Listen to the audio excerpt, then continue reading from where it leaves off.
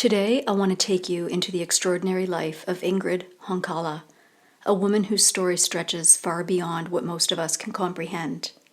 Born in Colombia, Ingrid's life was marked early on by drowning and having a near death experience, and later had three other near death experiences, moments by where all accounts she should not have survived, and yet she did. Not only surviving, but returning with vivid memories of leaving her body and entering a space filled with profound peace, clarity, and an overwhelming sense of love. But what makes Ingrid's story even more compelling is the path she chose afterwards. She went on to earn her PhD and become a marine biologist, dedicating her life to science and the study of our oceans. She exists in this rare space where science and spirituality meet, where data and deep personal experience coexist. And from those experiences, she shares a powerful kind of wisdom. She speaks about the illusion of separation, that at our core, we are deeply connected to one another, that love is not just a feeling, but the foundation of everything, and that fear, while human, doesn't have to control us. Ingrid's message isn't about abandoning reason, it's about expanding our understanding of what it means to be human, to live with intention, to choose love even when that's difficult, and to trust, even in life's most fragile moments, that there must be something greater unfolding. Because sometimes it's at the edge of life that people like Ingrid discover what it truly means to live. I'm Andrea Gregg, and you're listening to Death Talk Canada. I am so excited for today. Dr. Ingrid Honkala, we've got you here today, and I can't thank you enough for being here to share your incredible story. I have such a tremendous fascination with this topic, and again, I can't thank you enough for being here. So, without further ado, maybe I'll get you to introduce yourself and give a little bit of your maybe professional background to start with. Thank you so much for having me here. It is such an honor to share with you, to share with your audience. And yeah, my name, as you just said it, is Ingrid Honkala. And my background is in science. I am a marine scientist, oceanographer. I work for organizations like the Colombian Navy, the US Navy, NASA, and I worked in various projects related with understanding and creating awareness about our environment, about our planet. So I work in big projects in recuperating, restoring mangrove areas. When I was in Colombia, a big project in the Caribbean, and I became an expert in climate change later on, and just a lot of projects that were devoted to created consciousness. Because before being a scientist, I had my first near-death experience in an accident when I was a little child, because people ask me, how can you be so spiritual if you're a scientist? And I said, because before being a scientist, I already had Exactly. been living a long, long journey of consciousness, and my life just been devoted in how in any way and and whatever I do help people to just become conscious Yes, and for you, and those two worlds coexist, the scientific world and the yeah. consciousness world. Yeah, and that's kind of my belief system too. So maybe I'll get you to go back to when you were that little girl in Colombia and maybe explain to us exactly what you went through and what you experienced. Yes, this was a tremendous accident. I was my parents would leave us at the care of a lady, and she, when they were not around, this lady didn't really pay attention to what we were doing. And my oldest sister, she was also a little one. She was close to be 4, I was close to be 3, two little ones. And then, since she wasn't paying attention, watching, we decided to go play in the patio. And in this house, in the patio, there was a big tank. And we, of course, were not allowed to play in that tank because we didn't know how to swim. And the main purpose of this tank was to collect water, and there was a little area next to the tank to do laundry, to whatever needed to be washed by hand. And then um, my sister and I saw a ball and decided, let's play cash across the tank, because when they tell you not to do something, it is fun to do it. So Absolutely. my sister and I climbed these walls of this tank, and then she threw the ball. She didn't apply enough force, and I was like sitting in the other side on the other side of the tank. It was a thin edge, and I just thought I could grab the ball. I touched it, it rolled. I lost my balance and I fell in the tank. The first feeling was that this water was pretty cold. People have the misconception that because I'm from Colombia, I come from hot weather, but Bogota is high up in the Andes. So the temperature in this tank was very early in the morning, was probably 30, 40 degrees Fahrenheit, which is like maybe 3, 4, 5 degrees Celsius. So the first feeling, I already lost my breath the moment I touched this very cold water. And then it came the panic, the terror. Why I cannot breathe. I did not have idea that if you have your head under the water, you cannot breathe. I never was in a pool or anything. So it comes, imagine that terror, that horror. Right from now, I like to answer a question that people always ask me: how can you remember this if you were so young? And I said to people, drowning is a horrendous experience. I Traumatic. say to people, how can I actually forget? It's very traumatic, it's horrible. So imagine, breathing is life. Breathing is what we do to be alive. And now the absence of it, I was doing anything I could do to get air.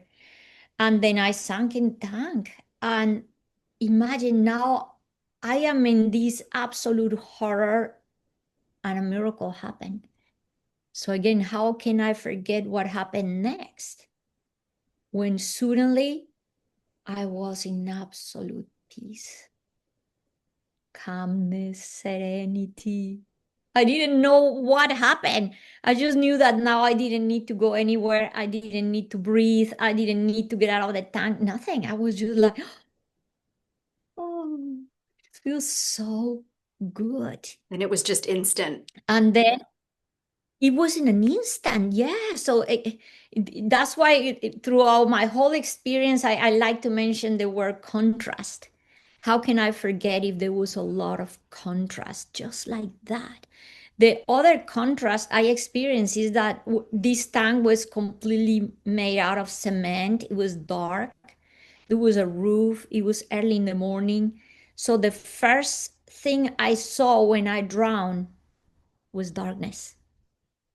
Everything was dark. And suddenly, Andrea, light. It was a light that came from below. And this light was able to illuminate the whole watery surrounding. So imagine at that moment when you've been in the dark and now there is light, I was like, there's light. And the other incredible thing was that right before I drowned, my heart was pounding in my chest, like when you're so scared that your heart is almost coming out of your chest. And I could hear it in my head, boom, boom, boom. The sound gone. And I experienced what I call the silence behind the silence, because it's this silence that is so profound and so peaceful. And look, even after the experience, I crave that silence so much for the rest of my life. I would hide into closets, under the sheets, under the bed, later in chapels. I wanted that silence back. And it took years and years and years to understand that that silence was not something outside of myself, that I had to go back and find it within. Wow. But at this moment now, I am in this glory. And then I started to see bubbles, and the bubbles were surrounded by light. And then imagine at that moment with that childlike feeling like, oh no, there's bubbles. And then I didn't, I wasn't at that moment thinking who I was, what was happening, nothing. I just got distracted. Like the bubbles were there. And then I started to chase the bubbles. And it's when I turned around and I saw my body. And when I saw my body suspended in the water, I knew it was me. I knew, oh, that's my body.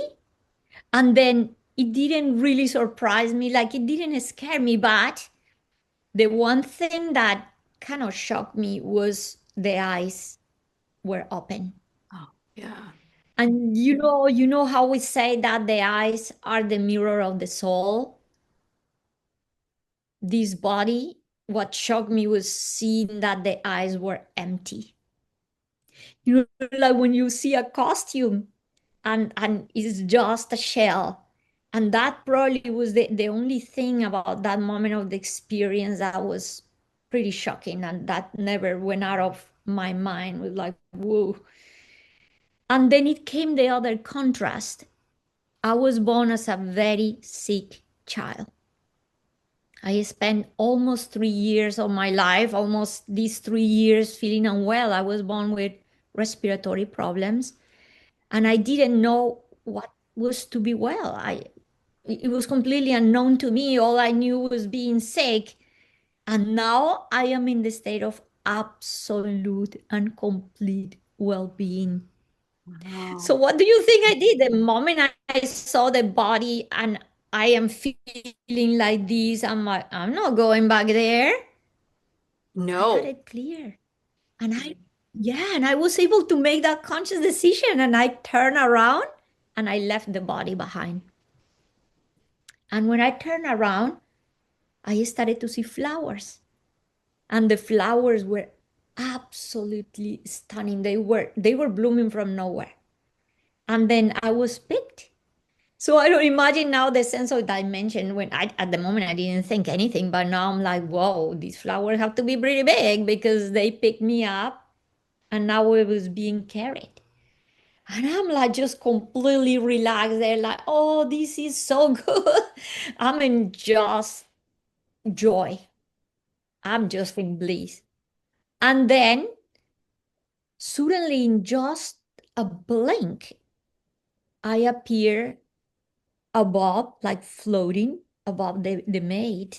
And she was, I was seeing her like in the room where she was listening to the radio. And she's listening to soap operas in the radio. And I have to tell you, Andrea, like years later, imagine a 2-year-old. Ask any 2-year old, oh, what you were your parents watching on TV or radio when you were little. I don't know. I was just 2 years old. I don't know. I know exactly what she was listening.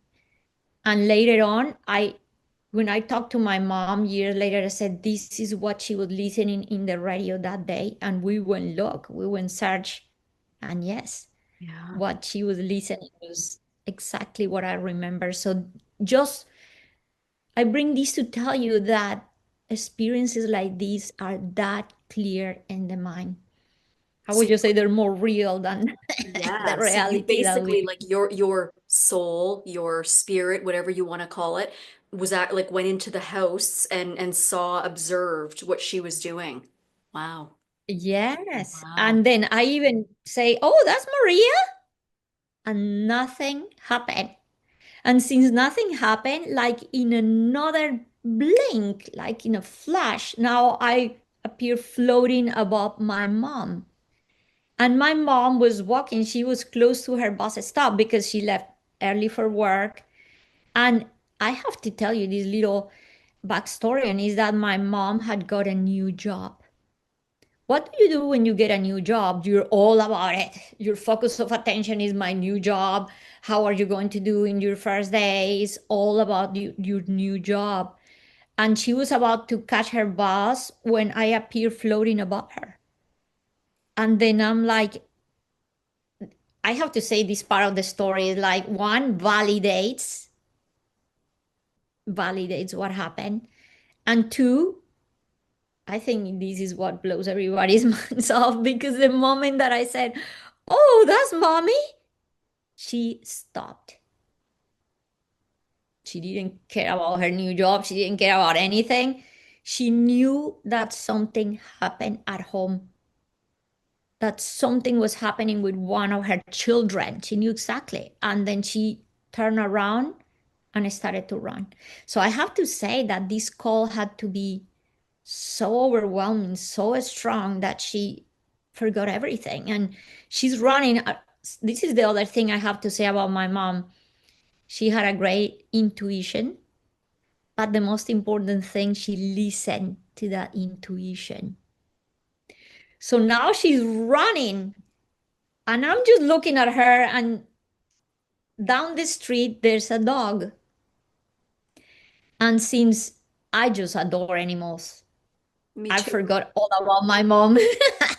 So, because at the beginning, I was like, why is mom running? And the moment I see the dog, forget about mom. I'm with the dog. But this is the amazing thing. The moment I desire to be with the dog, I am with the dog. And I'm like, wow, what just happened? And then I see a park. And the moment I desire to be in the park, I am in the park. So I got it pretty quick. I was like, this is a fun game. And I started to play this game of being anytime, anywhere. And this is incredible because it's now this notion of time and space as we know it had vanished. And I was having a lot of fun. And when this is happening, like in another blink like that, is when I appear in a realm. And this realm was made of intense, shiny white light. And Andrea, let me tell you, this is the first moment in my almost 3 years of life that I felt, oh, I am home. I am home. I am back home. And you know what is home? Home is that feeling of being embraced, feeling welcome, feeling cozy, feeling that you belong, feeling that is your space. I just felt I am in my home. And then, although I had seen my body in the water, like as I mentioned before, I wasn't thinking, who am I or who I'm not. I don't know. I'm just having fun. But at this moment, everything shifted. Now I am like, wait a minute. If I'm not that body, if I am not that, then what is it that I am? And at that moment is when I realized myself as a being of light. So I'm like, I had the clear realization I am not that body. I am not that persona. I am not that.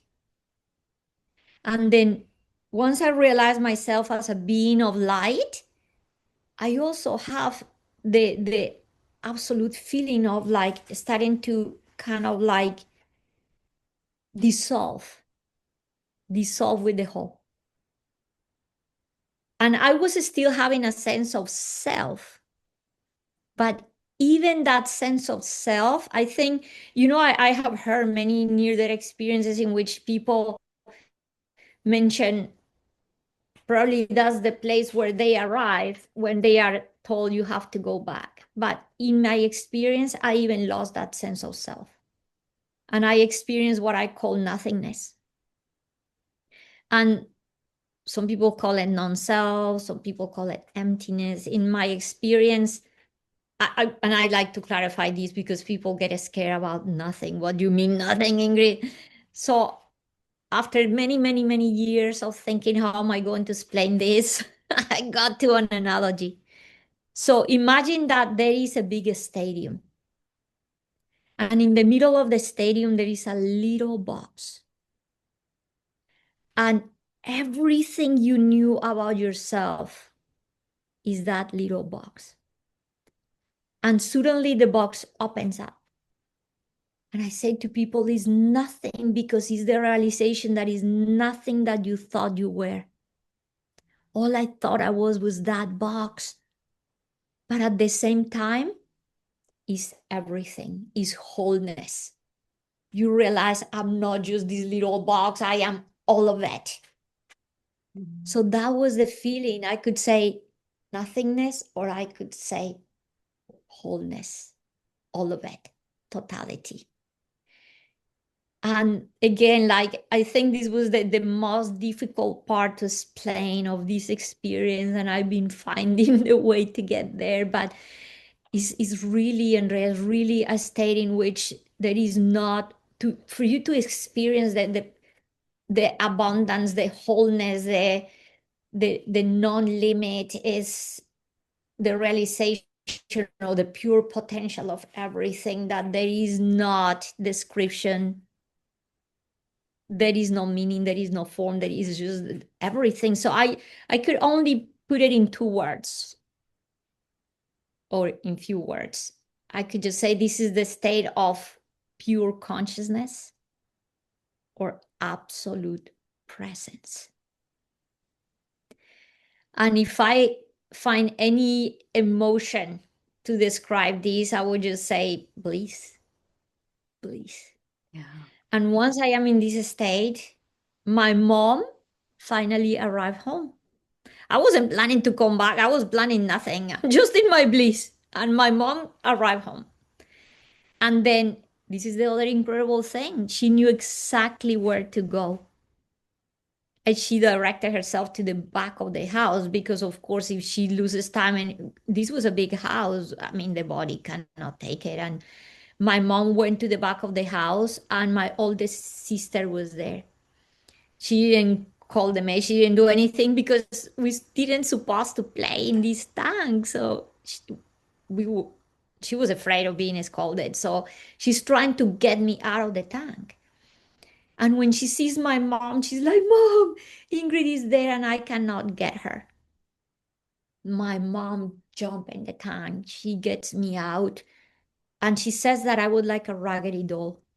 No pulse, no breathing, completely pale, like the blue lips and nails. And then this is an incredible, incredible synchronicity. My mom worked with children, and she had been trained to do CPR for children.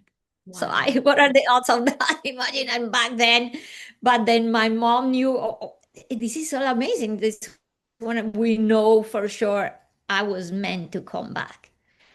And then my mom did everything she knew to revive me, and I didn't feel absolutely anything. I'm in my bliss, and suddenly I felt like I had jumped from the tallest building in the world. And there was nothing I could do to stop it. It's like I was pushed. And then I felt a vacuum. I felt like I was being vacuumed back. And I resisted. I was like, no. In my case, nobody told me if I wanted to stay or come back or nothing. I was just pushed. You're going back. And I knew I was back in the body when the feelings of coldness and the feeling of, the body, the sickness of this body I have been experiencing for 3 years, and the heaviness. Imagine going from full freedom, expanded state of being, to back in the box. Yeah. Oh, I was very angry. I was very angry. And people also asked me, but your mom saved you, you should be grateful, blah. And I said, no, imagine that. You are a little child, and they take you for the first time to Disney, and you're having a blast, the best day of your life, and suddenly they, in just 2 hours or an hour of being in the park, they're like, we have to go home. Exactly. You're no, I don't want to go. So I came back and I was very angry. And Andrea wasn't just angry. I came back with an awareness I didn't have before. And it wasn't just, but because people can think she was just a little child. How can you say that she had any kind of really developed state of consciousness or what? But no, there was clearly a before and after. I even show pictures in some of my talks of how different I look from before and after the accident. Because when I came back, I never felt like a child again. I was so angry, so disappointed. I was like, I'm not this child, and I will cry. I will look at myself in the mirror and I would go to my mom. I would pull my hair. I would scratch my face and say, Mom, I am not this. I'm not this. This is not my name and I should not be here. My mom didn't know what to make of it. It was early 70s. Nobody understood or knew anything about near their experiences. And she didn't know what just happened. She'd be like, but you're a pretty girl, whatever she knew to say. And I just like, you don't understand. And You wouldn't have been able because to conceptualize that at that age, at no, all. or have words or anything. So imagine the state of disappointment, overwhelm, like I didn't know what to say, what to do. And because I experienced the state of oneness, I look at my parents and I felt that they were my equal. So I couldn't relate with them as a parents. And I said, why do I have to listen to these people? Who do they think they are? So imagine how hard. And I could not relate with my persona, with my name, not even other children. I would look at other children and think, what is happening to these people? They don't know anything. And not being able to articulate, imagine, made me feel like I was an alien, like I didn't belong here. So I was having a really hard time. But thankfully, because I don't know what would have happened to me if the next didn't happen. And is that after my near there, I started to have what we know today as out of body experiences. And not just that, but I started to receive help and guidance. I started to communicate with beings, with what I call beings of light. And if it wasn't for that connection, I don't know what would have happened to me, because there was nothing or no way I could have really make sense of what was happening. And then, like I said, right after my near there, every time I went to sleep, I would go back to the light. I would go back home. And I was now so eager. I just wanted to keep sleeping. And of course, my parents fired that lady. They Yes. hired a new person. But because I was sleeping, she just was like, good, I don't have to pay attention to this child. Let her sleep. So I would sleep for hours because I wanted to be in my home up there. And then in one of these journeys, one day I was completely surrounded by starlight figures. And they were shining in all colors. I put the example, imagine you go at night outside and you see the whole sky full of stars. Imagine that, but everything was white, everything was light, and these lights were shining in colors. And with this, I tried to say it was an infinite firmament of light stars. And then people nowadays they call them orbs. Mm-hmm. There's different names people are giving now to these. I call them starlight figures. And in one of these journeys, one of these orbs, starlight figure, that was shining in yellow and gold. It was bright gold. It shaped itself into a human form. And it touched me. And is when I said, it wanted to show me we are the same. And is when I said, oh, you are a being of light. And then I woke up. But now I wanted to sleep all the time, even more. So I had to have this balance. Of course, I could not be the child that was sleeping forever. And to get to that place of balance, one day I was taking a shower, and then I was just there relaxing in the shower when suddenly a blue light shone in the bathroom, intense. It was like, then I was like, no, the beings of light are here. So that was incredible because is the time when I was able to feel, now I don't need to go to sleep to see them. Now they are here. And it's when I started to feel the sense that I could be here. And that brought me to a realization many, many, many years later. That was the beginning of a teaching that was trying to tell me, home, you don't need to go somewhere to be home. Home is not a place, it's a state of being. Because when they were now appearing here and I could see them everywhere, I started to feel that I was home. And then I started to be able to feel better, to play with my sisters, to be more calm, because there was a moment I reached the point and realized I didn't even want to be touched. I just didn't want to be here. So thankfully, this resolved that way in which I started to feel more the sense of belonging. But there was another thing. I just was still not having the sense of connection with my own self. And to solve this part, solve this problem, these beings of light now were appearing everywhere. They were not saying anything, they were not doing anything, but just their presence Yeah. just was enough to make me feel, oh, they are here. And then when people used to call my name, I would feel aggravated. Like, don't call me like that. That's not my name. I was just didn't have that connection. And then one evening they're calling me for dinner, and I'm not coming. And the lady came, Ingrid, that we're calling you for dinner. And I said, don't call me like that. That's not my name. Of course, she's like, oh, then what is your name? She's all aggravated. And I said, my answer was like, I do not need one. Imagine that in a little child.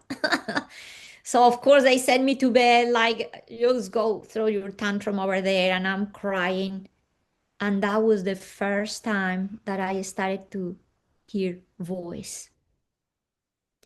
And this voice came in a very loving, very calming, very soothing way. And it was a voice that was talking to me like in a whisper, like in a secret, like it's going to take time for them to understand that names are not needed in the realm of the light, as you already know. So it was, imagine, for me, it was the sense of like, oh, no, I understand why I don't need a name. It was good. It was like, I'm not crazy.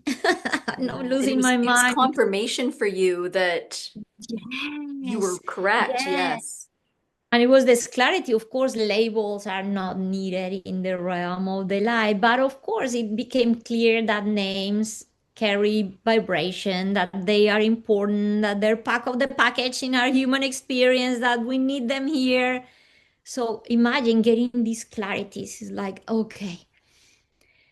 And then they also told me that day I was given the message that all that was happening to me and all that was going to happen, like showing me there's more, is not for you to keep. Someday you'll share all this, but they show me later in the future. And they said that now it was best not to talk because people were not going to understand. And in my mind, imagine if this is my experience and I'm such a little child, for me, it's like, what are you talking about? What is not to understand? Why they don't understand?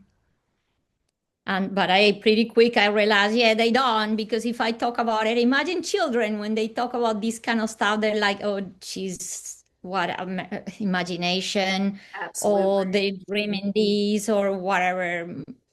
People don't really pay attention to this stuff. And then I quick realized they don't believe. And then they also said, but there will be people in your path to help you and to guide you. You will never be alone.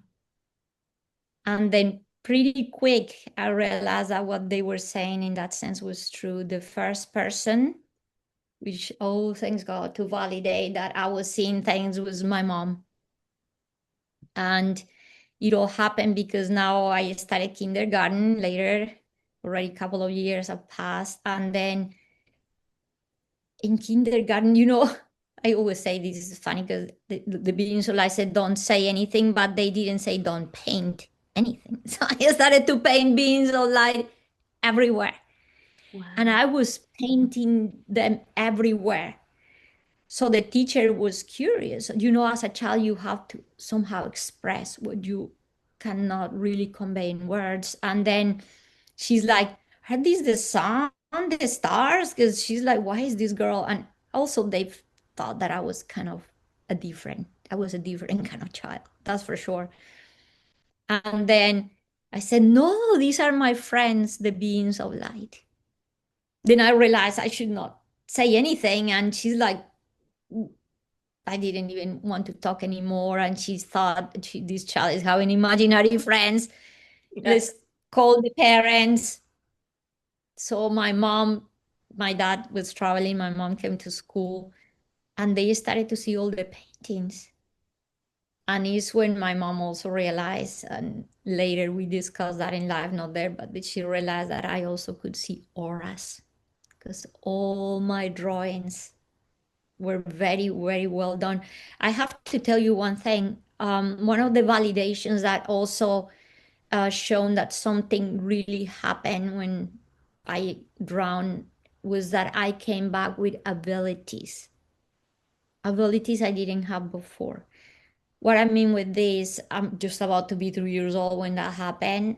And you know how children, they only are able to develop the abstract mind Mm-hmm. through time. Because it needs a lot of connections in the brain for you to have the abstract mind. And they developed this probably about 5, 7 years old. I came back with it. So when I came back, I could, it was easy for me to put together numbers, words. So I was pretty fast. I could read, I could write, I could um, develop or answer mathematical problems. I could put together complex puzzles. I could paint. So even these paintings that they were seeing were very well done. So it was like my mom knew this is not a normal kind of painting. And then they were discussing the paintings. And then I looked at my mom and I said, Mom, but these are my friends, the beings of light, and these are the colors that we wear. And my mom looked at me with these mom eyes like, be quiet. She didn't want me to be in trouble because she was also a teacher. She worked with children. And then she said, the teacher, this is just a phase, nothing is happening, and we're leaving. We left the school and I was so sad. I was like, no one believes me. No one, I'm alone. And it's when my mom tells me on our way home, she's like, I believe you. And it's when she revealed to me that she believed me because she also could see things that others couldn't see. And she explained to me that she could see what she called a spirit. And then I didn't know, I really understood or care what she was seeing. What it really mattered is that she believed me. That now someone was validating what I was seeing. And then, and real later, when I was 6, I started to see spirits. We call it spirits. And it's when we realized that, oh no, what I'm seeing and what my mom is seeing is not the same. Because this spirit caused me tons of fear. When I saw this spirit, I was petrified. I couldn't even move. I was so scared. And when I was able to move, I went to my mom. I ran to my mom and I said, Mom, the spirits and the beings of light are not the same. Then it's when my mom, now I am 6 years old, I have better way to explain things, a bunch of words, and then my mom said, explain. And then when I started to explain what I was seeing, she thought we were seeing the same thing. She started to cry. And she's like, I think that you see angels. She was crying because she was so happy. You see angels. And I said, Mom, I don't think they're angels because they don't have wings. We were raised as Catholic. All we knew about angels was the figure with the wings. And I said, they don't have wings. So my mom said, no, but they have to be angels. What else can shine like that with light and all that? So later I asked the beings of light. Of course, I already been talking with them for a couple of years. And then first I asked them, what is with these dark spirits? I call them dark because they cause me fear. Yes. And then the answer was incredible because I thought they were going to say, oh, yeah, those spirits. No, the answer was that that you call spirits, you, us, in essence, we're all the same. The difference is the level of awareness that you have about who you truly are. So what happens is that if your focus of attention is in the material world, in the physical world, that's where you go and that's where you stay. So that's why there's a lot of beings that get stuck here. And what we've been always listening through generations, send them to the light, send them, what does it mean? Remind them that they have to go, remember your soul, remember the light. Otherwise, you get stuck here. And that's what we call the spirit or the ghost that is trapped here. And I said, and I was wondering why they caused me fear. And the answer was beautiful too. There was nothing to fear, it was just a difference in vibration. When you are communicating with beings of light, you're vibrating very, very high. Imagine it's like a radio. So your dial is set to very high frequency. And then these beings, because they are attracted or they're focused in lower vibration, which is manifestation matter, then it was just a friction. There was just a change in vibration. And they told me, you can help them. Don't be scared. Just help them, guide them to the light, pray for them. And then I also asked them, my mom say that you are angels. Is that what you are? And the answer was amazing. They said, we are what you want us to be. So Wow. that's how compassionate is the universe, Andrea, that it presents to us in the ways that we can understand, that we can even in terms of we can be challenged too, because it's all for growth and evolution. So it presents in many different ways. Some people say, but I don't see the beings of light. I said, yeah, but they don't have to manifest like a light. Like I said, we can be anything. It could be a book, it could be a person in your path that is guiding you, or it could be a video that you watch, or an insight that you get, or an inspiration, or it could be anything like that. So you are never alone. The presence of the light is always here with us. So yeah, that was, and all these, I have to tell you, took me many years to put it into words, many years to understand it, and even many years to realize that the light that I touched when I died was what we understand today as God or as source or as the light of the universe or ultimate reality, whatever you want to call it, that nothingness that at the same time was I was experiencing a bliss as bliss. Why? Because I was embracing the purest, most amazing love you can imagine. So, and the only way I can explain this is losing completely your sense of individuality and completely melting in the arms of God, in the arms of the divine. So I just give the analogy. Imagine that you're a little child, and then your mom or your dad or whoever is like holding you. And you're so warm, so loved, so embraced that you lose yourself in the arms of your mom or your dad, and you forget that you are anything other than that love. That's what I Absolutely. experienced. Absolute love. Yeah. That's why it was so hard to come back. Absolutely. And you hear that often. There's common experiences amongst people that have had near-death experiences. Did your mother make the correlation back when you were a young child to the drowning? Like, did she ever voice that to you, that she believed that you were experiencing these things as a result of drowning? They didn't understand it because there No. was no concept of near death Well, experience. no, I guess not. No, that's right. Then, when there's not a concept of something, you cannot really put it in your mind. You just don't even know. They didn't know what happened. They did not have like, what happened to this child? She almost drowned and now she's like another being. Yeah, They didn't know. There was exactly. no what. Only years later is that we started to make sense of it, make sense of it, make sense of it. And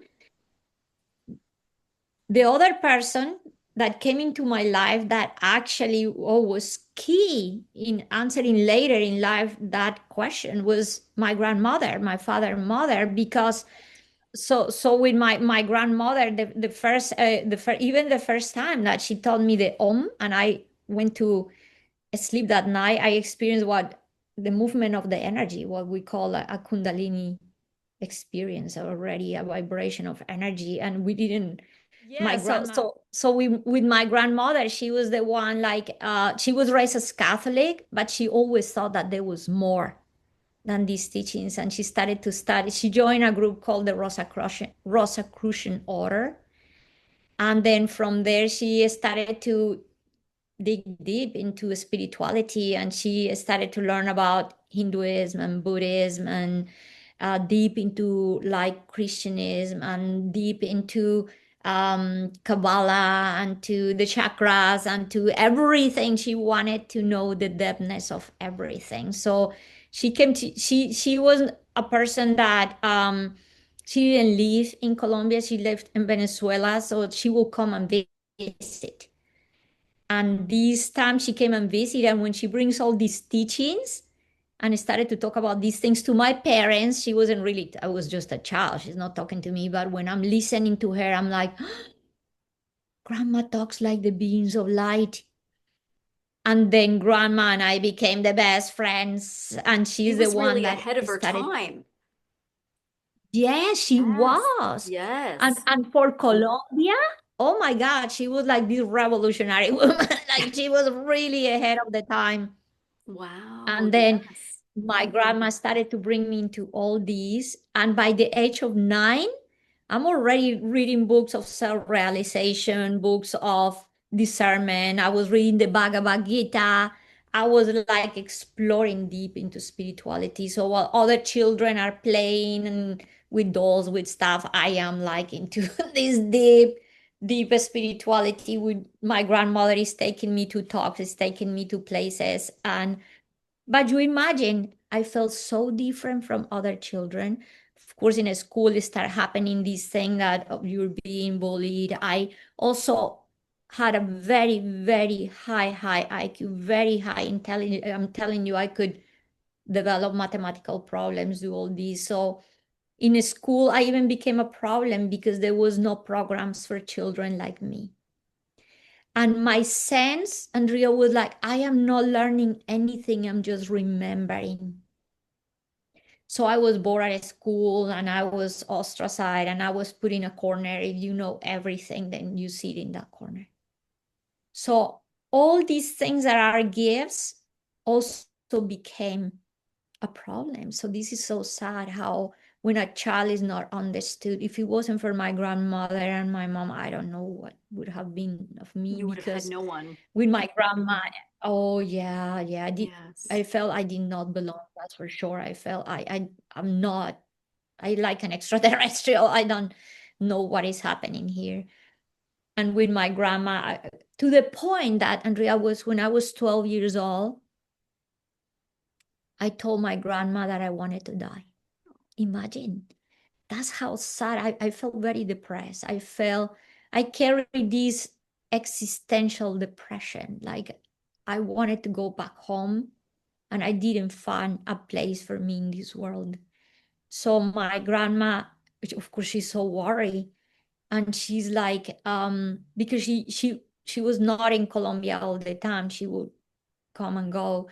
So she was worried about me. And for my 12th birthday, she took me to in Colombia to a little Buddhist temple in Bogota, which again was unheard because it was 98% of the population was Catholic. Right. So she took me to this little temple in the middle of nowhere in this neighborhood. And then she's like, I'm taking you a place that you're going to like. Good for As a her. gift, she took me there. Yes, and it was Wow. this incense, and it was like, it felt like, it felt that sense of like a womb. It felt like a really cozy, homey place. And then I learned for the first time a meditation using the breath. And then now I am feeling like, wow, I feel like home. And then when we finished the meditation, I told the monk, I said, my grandma's a very busy woman. I don't think we can come back to the temple. And I was very sad about that. And he said, don't worry, child, you never need to come back to the temple because you already have a temple. And I said, what do you mean? And he said, you are the temple. So wherever, whenever you can do this meditation, just take it with you. And I started to learn this concept of you all learn to be the master, the guru of your own temple. And it's when I started to regard this body with more respect, with more like, oh, okay, being here, I have this temple. So, but it was my grandmother was very, very important in this process.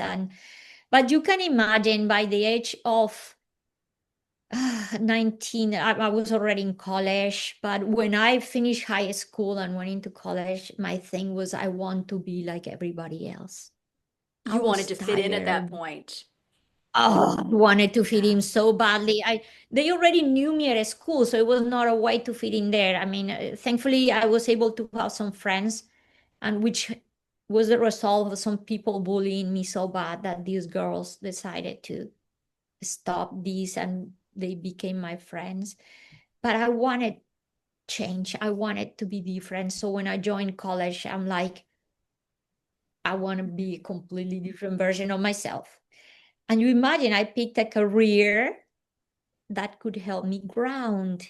That was the reason I think deep inside I picked science. I picked something that could help me ground because I was floating in the Yes. clouds. And then this is the other thing, scientist. How could you become a marine biologist if you drown? And then I said to people, this is what a paradox, because I said to people, because drowning brought me to see the light. So I never stayed in the trauma of drowning. For me, it was like, how can I go deeper?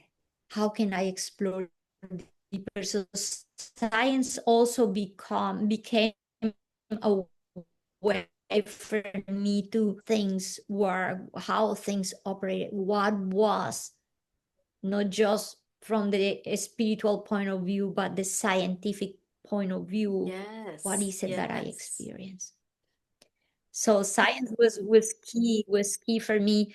And then it reached the point when I am 19 years old now. I've been in college for a couple of years. I've been still, of course, you don't change from one day to another, but I was like moment that I cut my relationship with the beings of light, to say, but not completely. I explain, people say, how could you do that? And I said, I give another analogy. I said, imagine that you're going to college and you're leaving home. It's the same thing. It's like, I would ask you the same question. How could you leave your parents? How could you leave Yes. home? Because Yes. there's a moment in which you need to experience your Very true. individuality. You need to grow, you need to mature, you need to do your own thing. Yes. And yeah, the universe was like that, like, okay, is that And what did you need? you That's what did is you going have a to happen. sense too that you're here on earth for a purpose to learn? There's something that you're here for besides ultimately passing on and going to our true home. You must have had that real sense that I need to learn about this world too. Yes, of course. But although at the beginning I didn't really think it that way that much, it came with time. Because when I was 19 years old and I was asked by the beings of life if I wanted to become a teacher of this, if I wanted to share this more, because I was already doing it to a point, but I never talk about them because I was told not to. And my mom too, my mom from very early age, she said, do not share with anybody. They're not going to understand. They will fear you. Don't talk about it. So yes. So for me, when they say you want to teach, I'm like, no, I don't. I don't want to teach anything. I just want to do my own thing. Yes. Yes. So it's when I just started to do my thing as a scientist, and I didn't really think much about purpose in that sense, but incredibly all the jobs I did later in my life related with science all happen with that same guidance of guiding people to consciousness through being conscious of their actions, remembering that you are nature, that you're not above nature and you can go destroy it. So I work in projects of mm, with the environment, like I mentioned at the beginning, big project of mangrove ecosystems and rescuing areas that have been completely destroyed and damaged, creating consciousness of our environment, our resources. And so many things I did later in my life, I was guided by the same kind of principles without really thinking much about all these happen for certain purpose or something, see. But Yes. later in my life, once I reached a point which I became kind of more disconnected because I was looking to fit in and be like everybody else. It's just very different when you have a near death experience when you're such a little child, see, because life is how you are able to feed and be part of this. So Yes. my biggest thing is, how can I belong? There was a time when I always say I wanted to be normal. And the beings of light said, no, Ingrid, you were not looking to be normal. You were looking to belong, which is all of us. So Absolutely. yeah, yeah. So it's like it was all this path of trying to through time to make sense of what had happened and turn it into words and turn it into, and it took me many years, like I was saying, to make sense of all this. But there was a point in which I was becoming so disconnected, and it was the part of like, okay, you need to connect again, that when I was 25 years old, and you cannot need to look for different things and go look for other paths. It was 24, I had my second near death experience. I didn't realize that you had a And then, second. oh, in reality, I have had three near death experiences that I remember and one that I don't. Oh my So I goodness. have had four. Yes. Please go on. Yes. I didn't want to extend so much so I could get to these ones, because in the second near death experience, it was in a motorcycle accident. Oh my And I was goodness. living in an island in the Caribbean working with this mangrove project. And then maybe I just tell that one not too long to not take too much time, so I can get to the last Please one because do. I think the last one is very important. But in this experience, I think that the most important message I came to understand that I needed to deliver from that experience later in life when I started to be asked these questions was bringing to people the clarity that when we die in a tragic accident, we don't suffer the way people think we do. Because in this accident, I just got my first motorcycle and I was kind of nervous to drive a motorcycle. And a friend asked me to bring him to his house in the top of a hill. And I was very nervous to drive in this hill. I'm like, oh, I don't know what, but they convince you. I didn't listen to that inner voice that said not to do it. And then I'm in like the bike. I was look at what fear does. Fear does terrible things because of the fear. I just lost control of the bike and we fell. And I was not wearing a helmet Oh my because word. because you're just, I mean, how can you show your cuteness with a helmet? Those days. Of Oh my course. God, what a silly girl. So I just fell. But look, Andre, the incredible thing is that I was so fearful at the moment I'm in this. That's how I felt. I was so scared. And again, like in the first near death, I went from fear to absolute peace. And look, even before, this is what I said to people that asked me about this kind of like if their loved ones suffer, if there was something really bad. I said, no, look, even before the bike hit the ground, I was already standing in the middle of the road. And I was again like in the light, and I was again like in peace, and the fear was gone. And what shocked me the most was the realization that any emotion, any emotion that we call negative was gone. Gone. And then I'm standing there surrounded by light. And then the fear, and I know the feeling is like, I'm ready to go home. I'm here. This is it. I I'm ready to bet. go. And I've been yearning this for all these years. And it doesn't have to do anything with the fact that I love my family and everything, but I just home, oh my gosh. So now the fear came was when someone came to pick me up in the scene of the accident. And when they were touching my body, picking me up, I could not see who was doing this. And then, of course, the fear came when I realized that now I put my hands in my face. I realized my eyes were open, but I couldn't see. Because of the head trauma, I lost my vision. Oh my. And then I was rushed to the hospital.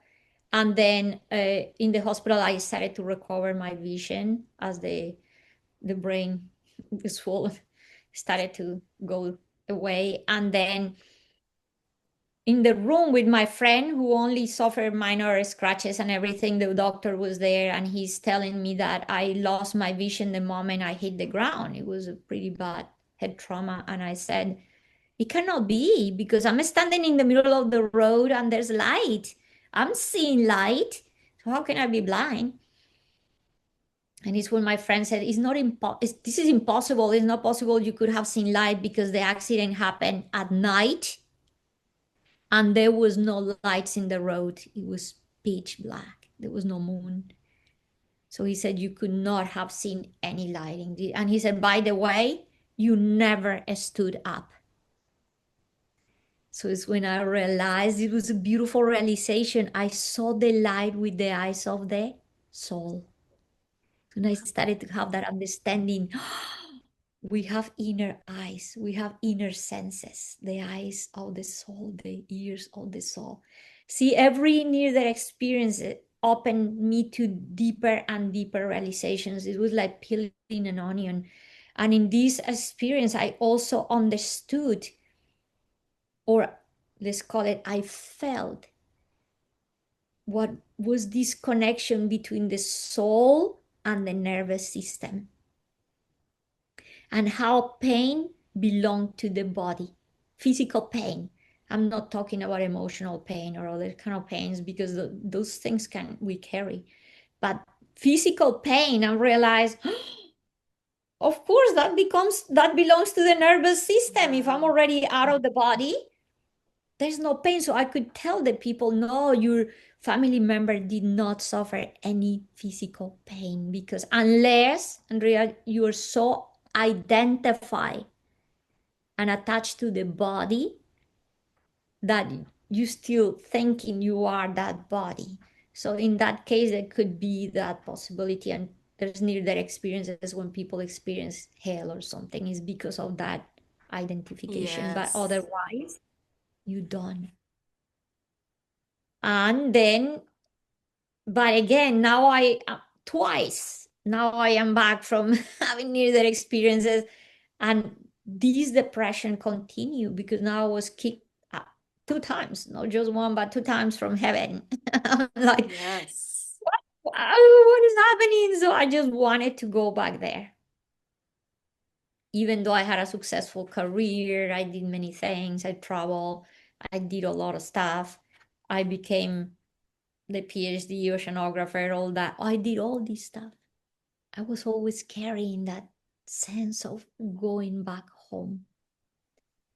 And then only about 3 years ago, I had my last near death experience. But that was perfect, because that closed that cycle. So in this last experience, before the experience happened, one night, I started to have a problem in my body with like really, really bad problem that needed to be fixed with surgery. And I didn't want to have this surgery. I was refusing to have this surgery. And I thought with medication, with something else, I could just be okay. And then one night I went to sleep and I was very worried. I didn't know what, this thing that you just like, I don't know where is this coming from. And I am a very empathic person. So I thought probably this worry comes from a member of my family, somebody. And usually I said, this doesn't belong to me, and it goes away. But this time, it no matter how much I said this don't belong to me, it just did not go away. So I went to sleep. I finally fell asleep, and I woke up 3 in the morning, even with tachycardia, like this horrible worry. And then I do a practice where I just say, can I be with this? Can I be the space for this? I don't fight it. I just let it be. And when I'm letting this be, I heard the voice of the divine. I heard the voice of the source. I heard the voice that says, do you trust me? And the reason I know who's talking, I know these voices, the analogy I give, I say, people, the voice of a teacher or the voice of a parent, who's talking. And from my first and second near death experience, from that embrace, I just knew who was talking. And I'm like, so the moment I heard the words, do you trust me? And I said, with no doubt at all, I said, yes, I do. The tachycardia was gone, the worry was gone, everything was gone. And I entered into that space of peace. And being like that, so, so, so peaceful, suddenly I just stayed in that meditation and I heard the words, you are in sync with God. And I have to tell you, like, look at these words. Do you trust me? There is a reason for this trust. 5 days later, I was in a horrendous car accident. And someone crashed our car. It was my husband and I, but it came that opening of that trust. I'm in this car accident. The car is total. And I am in my mind not fighting it, not thinking this shouldn't happen, why this is happening, why God did this. No, I am like, in complete presence, like knowing there's a plan and knowing that I don't have to fight anything. And I enter the feeling of absolute compassion. And I am saying, and I said to people, I wasn't thinking compassion, I was the embodiment of compassion. And I felt compassion for the person that hit our car, for my husband, for the people that stopped in the road, for myself. It was just compassion, compassion. And then because of the car accident, this surgery that I was avoiding now needed to happen because I got injured. Right. So I could not Unreal. escape from that. And then now I was back at the place where I needed surgery. I was this incredible doctor, but I knew, Andrea, I knew something was going to happen in the surgery. So I think that's why I had that inner worry. And I knew, and I told her something is going to happen. You have to monitor my blood pressure. But I was that clear, not that I didn't know. You have to monitor my blood pressure. Then she called the anesthesiologist because I was so adamant. And then they're like, okay, we will watch you throughout the surgery carefully. And then, yeah, what I said during the surgery, my blood pressure went to the ground. I went into hypothermia and I was back to the light. And look, I said to people once, and you can hear it from people that have had multiple near death experiences. The first time you have all these, you saw the mom, you saw the dad, you saw this, you see people, all the stuff. Second time it was faster in the light. This time I was in the light, like cut with the chase, cut with all the narrative, all the story. Here is home. So I didn't need to go through any of that. I was already there. Yes, So yes. I am entirely in the light, and I am like, imagine the again, like home, home. This is it.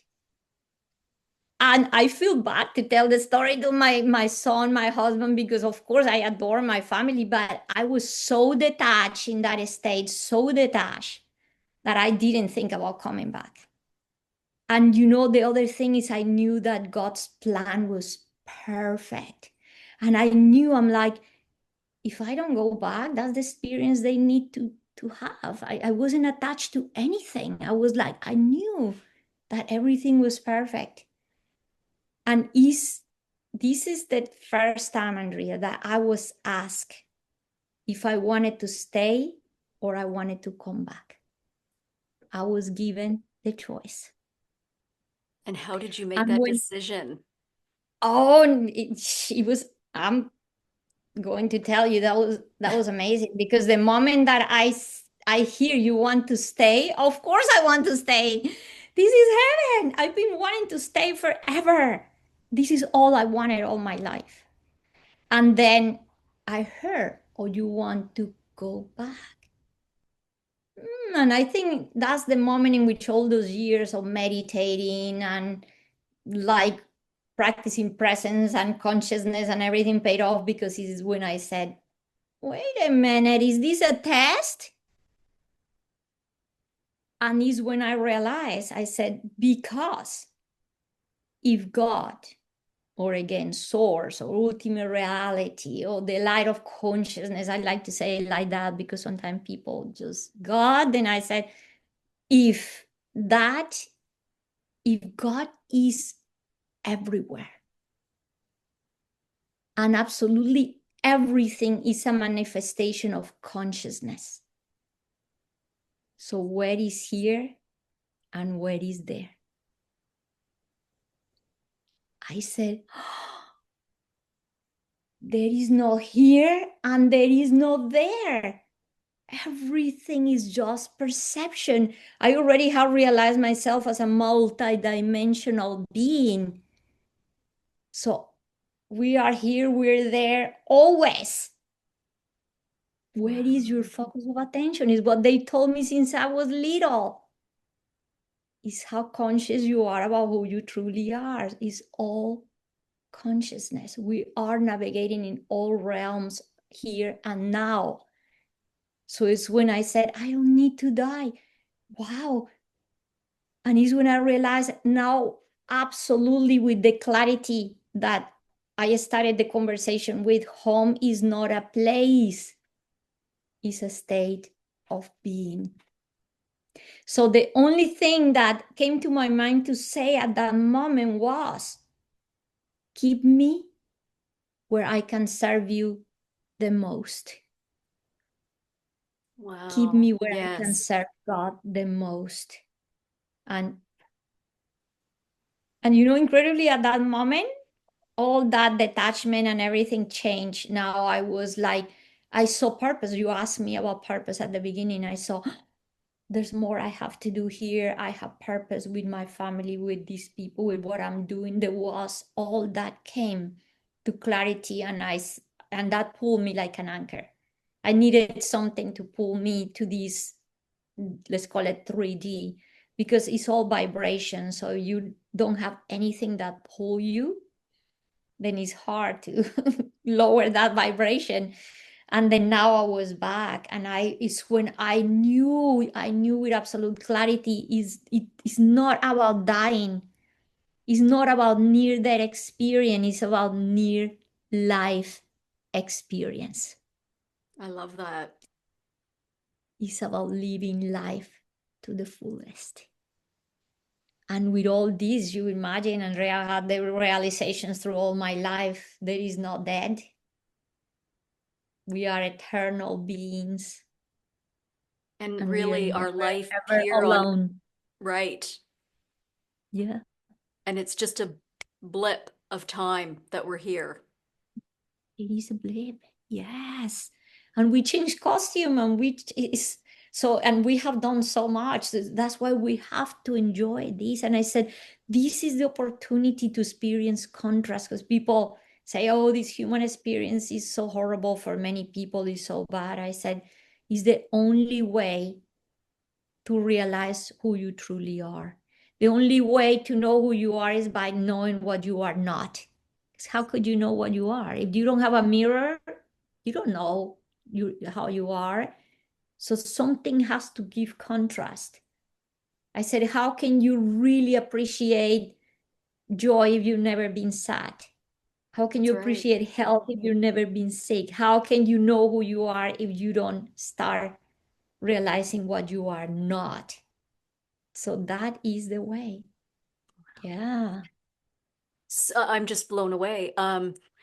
And I have this belief. I mean, I've had my own experiences, certainly not to your degree, but I've certainly seen spirit. I've seen what I call balls, light, energy. I'm not sure what to call them, but I've seen them. I've experienced that.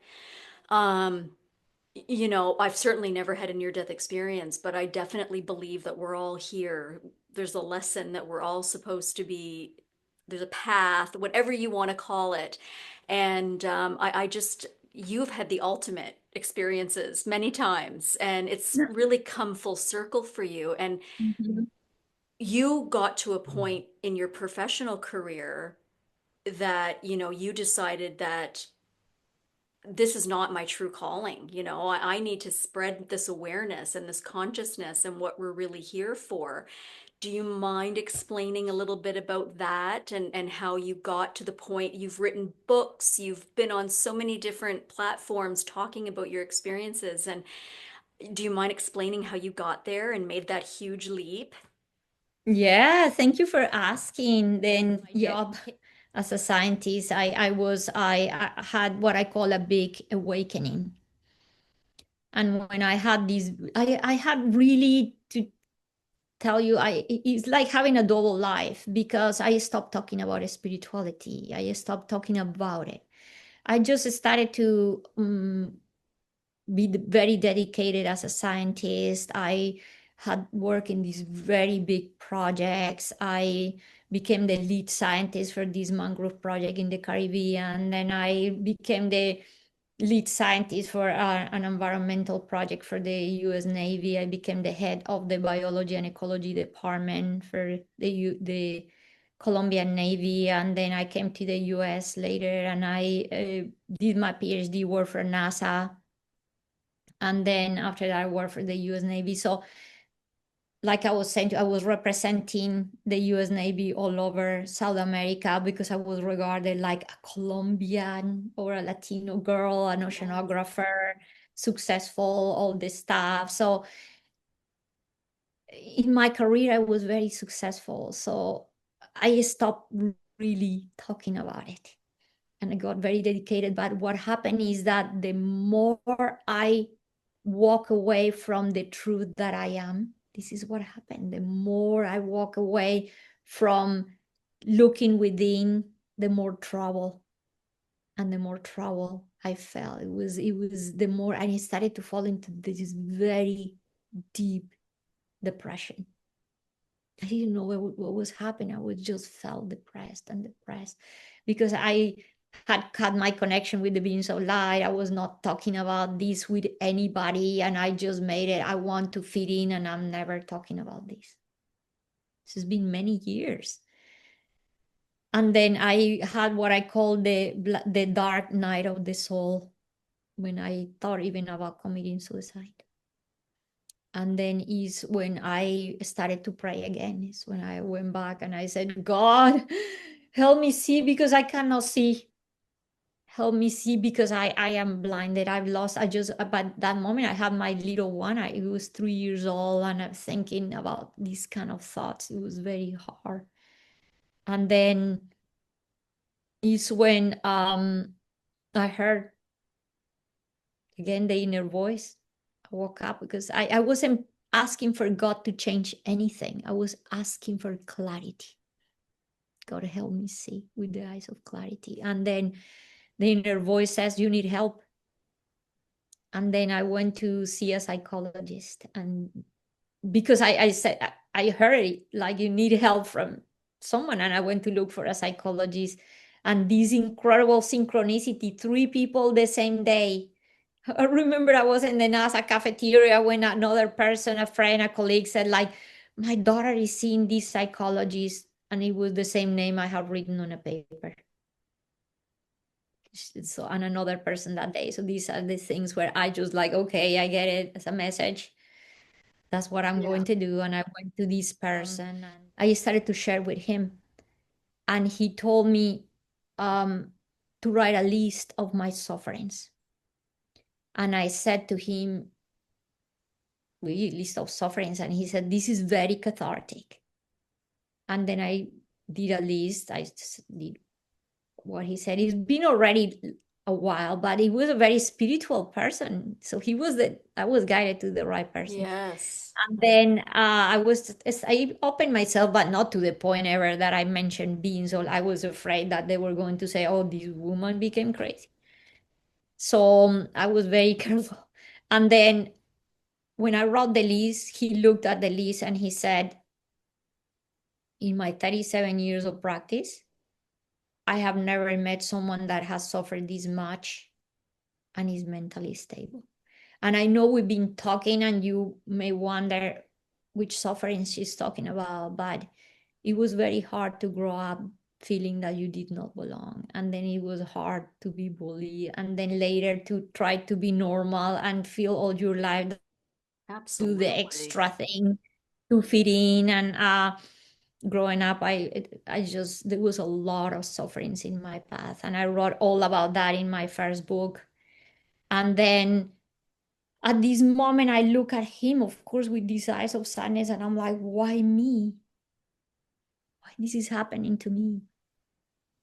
And he gave me the answer that turned the light back on, the one that changed everything, the one that actually propelled me to write my book and everything.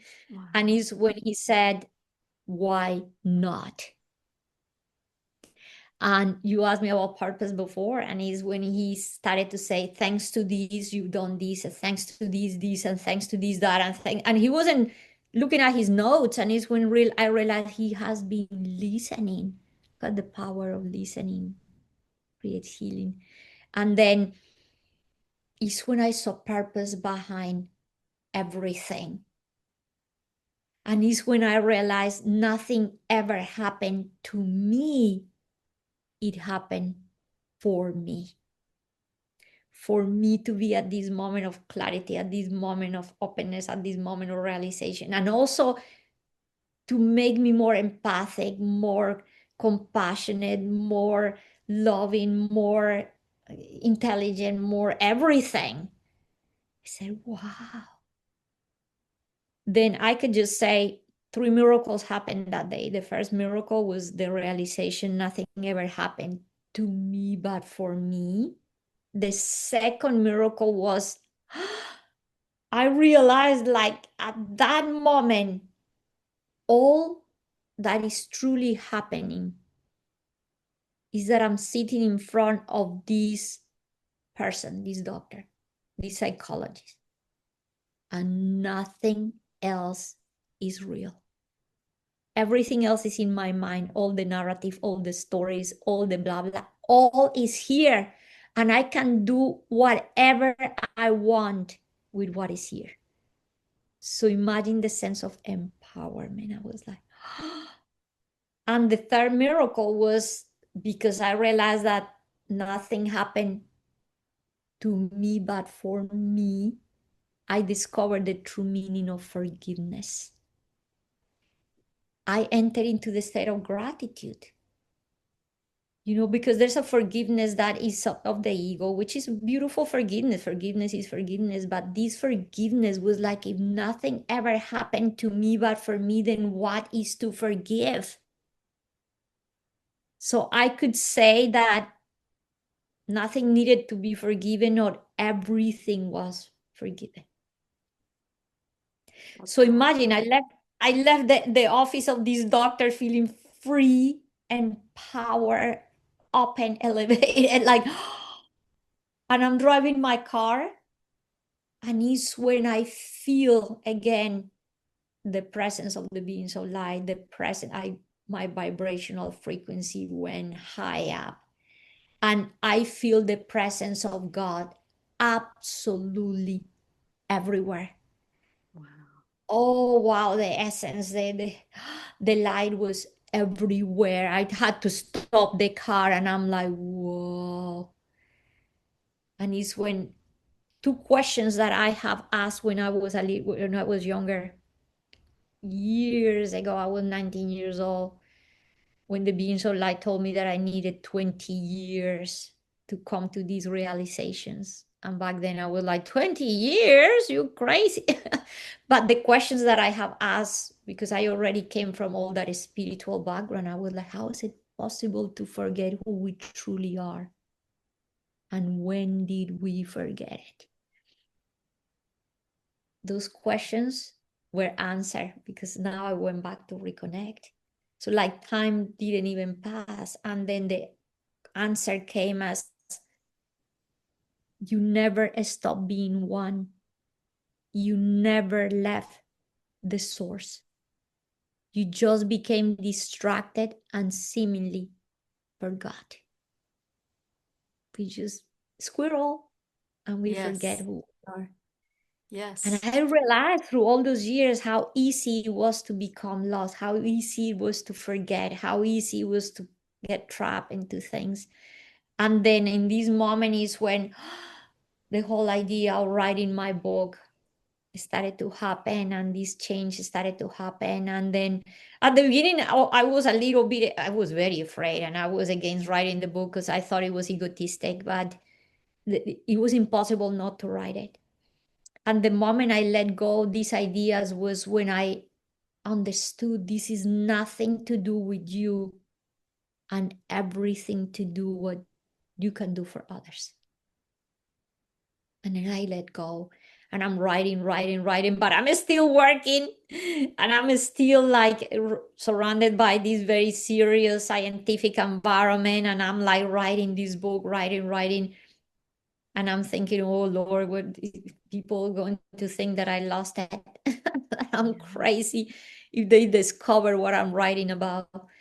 And then, incredibly, when this big awakening happened and now I reconnected with the beings of light, I asked them, like, what can I do or say to these people? What can I do or say?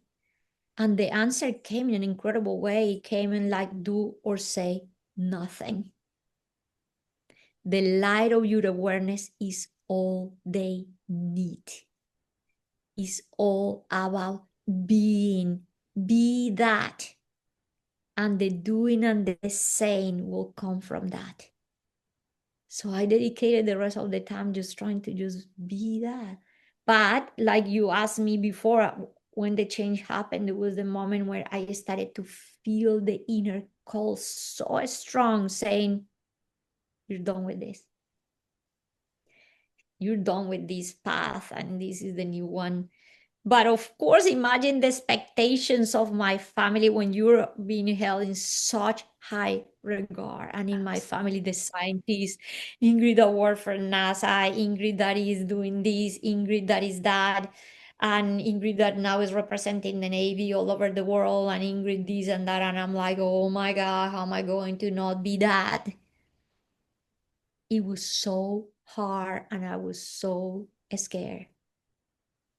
But the cold was such that I was divided. I was being ripped. And then there was a moment in which I hear the voice, the being so light, the inner call saying, you have to slow down. And this is the path. And I said, it will eventually happen. It will eventually happen. I just could not hear that call like that. I was too fearful. I could not leave what I was doing. And then one day I'm driving my car and I am stopped by a police officer. And I didn't even know what I did. Like, what did I did? Why are you stopping me? And I roll the window down and he doesn't ask me for my papers. He doesn't ask me for anything. He just looked at me and he said, all I want you to do is to slow down. I was like, I immediately understood. I don't know who but I'm like, are you an angel? I thought, are you? I said like, wow. And he said again, all I want you to do is to slow down. And then he went into his car and he left. So I got the message clear. Yes, yes. This path has to really change. And then, but I was still reluctant. I was still resisting because I didn't know how. Then the universe gave me the how. I one night woke up 4 a.m. thinking I was getting a heart attack. And I was rushed to the hospital and I thought, this is it now. This is it. And then no, it was like they could not explain how. There was no way to explain how my potassium went to the ground. And then, but it was all the call of, okay, you're not going to do it, we do it for you. And then it was still taking me time. I recover. I went out of the hospital. It happened again. Second time in the hospital, I knew now I had it completely clear and the fear was gone. Gone. And I knew I was ready. And I said by Monday, this was like a Friday or Saturday. I spent the weekend in the hospital. I said by Monday, I'm done. I went to my job. I said, I'm done. And then no, they offered me like if a better position, more money, more everything. What do I want and where? What? No, nothing. I said I don't mean to be arrogant. I just done. And I left. But the beautiful thing is in that transition when I started to play the part of being, I went to many oceanographic cruises and I started to connect with people at a different level. And people would started to come close to me and ask me like questions, and because sometimes I was reading a book or something and then I was writing my book, and then I started to meet many people with stories that they never told to anybody. So I started to do science and spirituality everywhere I went through that period of time of 10 years that I had the big awakening, and I continued working for the Navy, NASA, the Navy. But this was the moment in which that big switch happened. And then since then, I've been dedicated to just spread the voice, spread the light, be a vehicle. Because I always say, I'm not doing anything, Andrea. I just say, we're just vehicles. It's just allow the light that you are to shine through. You know, when I ask the beings of light, because everybody asks me this question of purpose and mission, I ask, what is purpose? Give me something I can to people. And they said, your only true purpose, because we have goals. There's goals in life, the goal of study, the goal of being a mother, goal. People think that's purpose, that's on goal. Your only true purpose is to remember that you are the light. What means to remember that you are the light? Remember that you are the light of consciousness. Remember that you are soul, that you are spirit.